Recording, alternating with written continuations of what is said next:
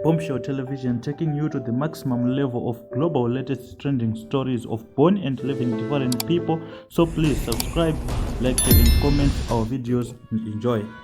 Hello everyone, my name is Bombshell. You're welcome to my channel. It's Bombshell Television. Musha malatest musha zviri kupisa.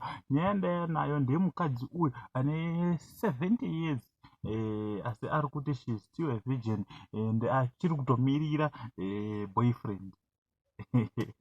Azi ane 70 years and anambobvira aita bonde and achiri kutomirira boyfriend and kumacomplaints ake nyaya yake yese yakamira so mapictures ake ndo ari kubuda pascreen. Nyaya yake yakamira so mukadzi uyu paakataurwa naye nemajournalist aitaura achiti I don't know kuti nyaya yekupfupika kwangu here because kana ukamutarisa ake height yake mupfupi kana kuti or something else because sei varume vasiri kundionawo now ndaamu 70 years ari kuti anogara nani vari kuti vanogara nekamusikana kanovabatsira kuita mabasa epamba asi vasvika mu70 years vasingazive vari kutaura kuti handizive kana zvazvinoita vanhu ndongonzwa chiti love is sweet but handizive kuti how sweet it is and handizive kuti bonde racho rinomboita sei and zvinombofamba sei handizvizive because in our family I'm the shortest person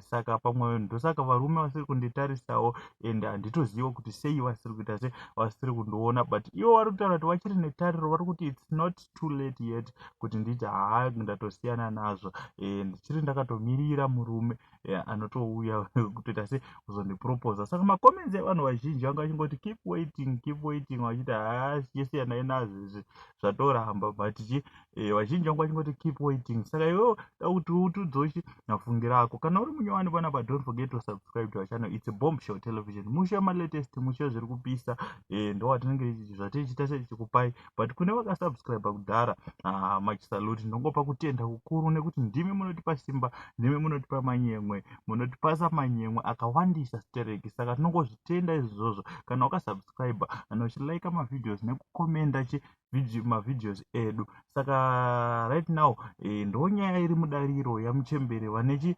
70 years vari kunzi vachiri virgin havasati vamboexperience achibonde.